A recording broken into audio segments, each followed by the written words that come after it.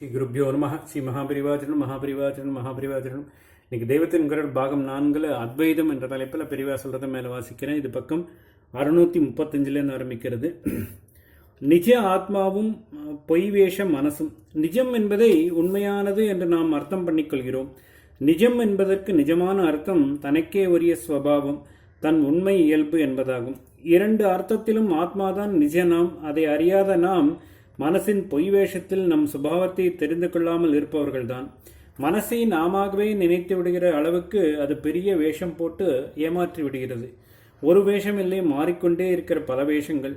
பழனியில் தண்டாயுதபாணிக்கு கிடுகிடுவென்று ஒரு அபிஷேகத்துக்கு மேல் இன்னொரு அபிஷேகமாக பண்ணி திரை போட்டு அலங்காரம் பண்ணி திறந்து காட்டுவார்கள். ஒரு அலங்காரத்திலே ஆண்டி பண்டாரமாக நிற்பார். கொஞ்ச நேரத்தில் இன்னொரு அபிஷேக அலங்காரமாகி திரையை விளக்கும் போது பார்த்தால் ராஜாவாக காட்சி கொடுப்பார். அதற்கப்புறம் இன்னொரு அலங்காரத்தில் வேட ரூபத்தில் தரிசனம் தருவார். அதே மாதிரி தான் நம் வேஷமும் மாறிக்கொண்டே இருக்கிறது. பிறந்ததிலிருந்தே கருவாய் உருவானதிலிருந்து இன்னும் பின்னே போனால் எத்தனையோ ஜென்மத்துக்கு முன்னாலிருந்து நம் உடம்பும் மனசும் மாறிக்கொண்டே இருக்கிறது என்றால் ஒவ்வொரு மாற்றமும் ஒரு வேஷம்தானே. இருந்தாலும் ஒரு துணியும் போட்டுக்கொள்ளாமல் மலமூத்திரங்களை அடித்துக்கொண்டு செருப்பு தொடப்பக்கட்டை எதுவானாலும் ஆவு ஹாவு என்று கடித்துக்கொண்டு ஆஹூ என்று விளையாடி கொண்டிருந்த அந்த குழந்தையைத்தான் இன்றைக்கு எத்தனையோ நாசுக்கு நாகரிகம் பார்க்கிற நாம் என்பதாக ஒரு நான் எண்ணம் அன்றிலிருந்து இன்று வரை மாறாத தொடர் இழையாக இருந்து கொண்டே இருக்கிறது. இந்த எண்ணத்துக்கு அடியில் நமக்கு உயிராதாரமாக இருப்பதுதான் ஆத்மா. அன்றைக்கு குழந்தை வேஷத்தில் இருந்தவனும் இன்றைக்கு இப்பொழுது நாமுள்ள இந்த வேஷத்தில் இருப்பவனும் ஒரே ஆசாமி என்று நமக்கு தெரிந்து மற்றவர்களுக்கும் தெரிவது அத்தனை வேஷத்துக்கும் ஆதாரமாக மாறாமல் உள்ள அந்த ஆத்மாவினால்தான். சினிமா டிராமாவிலே பல வேஷங்களில் ஒரு நடிகன் வருகிறான். ஒன்றில் அவன் ராமனாக வரலாம், இன்னொன்றில் ராவணனாக வரலாம், ஒன்றில் பணக்காரனாகவும் இன்னொன்றில் தரித்திரனாகவும் வரலாம். இப்படி வேஷம் மாறுகிறது என்றாலும் வேஷம் போட்டுக்கொண்ட ஆசாமி ஒருத்தன்தான். அப்படியே நம்முடைய வாழ்க்கை நாடகத்தில் நாம் போட்டுக்கொள்ளும் பல வேஷங்களில் ஒரு வேஷமாக இல்லாமல் இத்தனை வேஷமும் போட்டுக்கொள்கிற அந்த ஒரு நிஜ ஆசாமியாக இருப்பது ஆத்மாதான். வேஷங்கள் பல இருக்கின்றன என்பதாலேயே வேஷமாயில்லாத ஒரு நிஜ ஆசாமியும் இருப்பதால் தான் இந்த வேஷங்கள் அவனுக்கு ஏற்பட முடிகிறது என்று ஆகிவிடுகிறது. வேஷத்தை கலைத்துவிட்டு அந்த ட்ரெஸ் மேக்கப் எல்லாவற்றையும் எடுத்துவிட்டு ஆசாமி தன் வீட்டில் இருக்கிறார் போல் ஆத்மாவானது மனசு உடம்பு முதலிய உடுப்பும் ஹரிதாரமும் இல்லாமல் சுஷுப்தியிலும் அதாவது தூக்கத்திலும் நிஷ்டையிலும் இருக்கிறது. அப்பொழுது உடம்போடு மனசோடு பட்டுக்கொள்ளாமல் தனியாய் இருப்பதால் ஒரே சாந்தமாக இருக்கிறது. ஒரு காரியமும் எண்ணமில்லாமல் இவற்றால் ஏற்படும் இழுபறி போராட்டம் அதாவது தேவாசுர யுத்தம் இல்லாமல் ஜீவன் இருப்பது அப்பொழுதுதான்.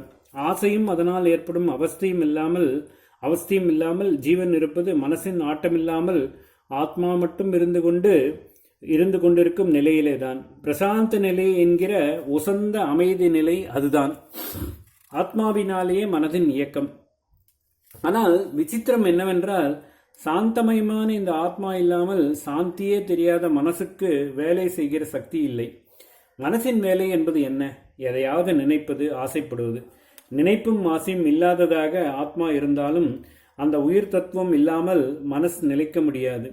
மனசின் நினைப்புகளை குறிப்பாக ஆசைகளை ஒட்டித்தான் சரீரம் வேலை செய்வது.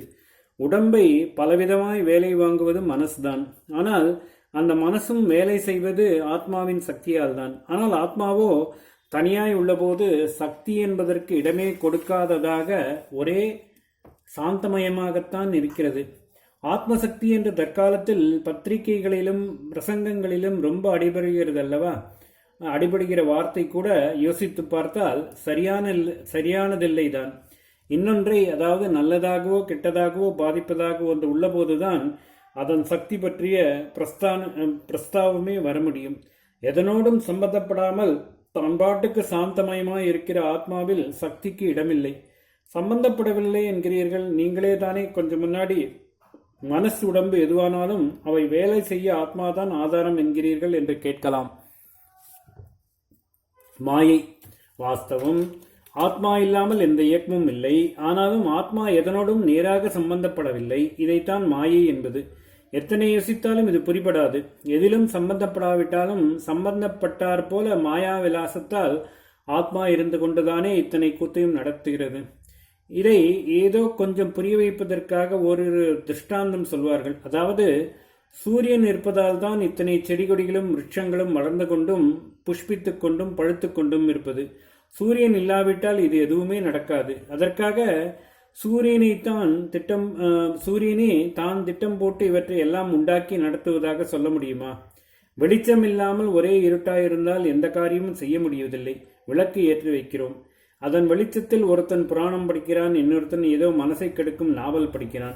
வெளிச்சத்தின் துணையினால் பல பேர் பலவிதமான நல்லதும் கெட்டதுமான காரியங்களை செய்கிறார்கள். அதனால் இத்தனைக்கும் விளக்குதான் ஜவாப்தாரி என்று சொல்வதா?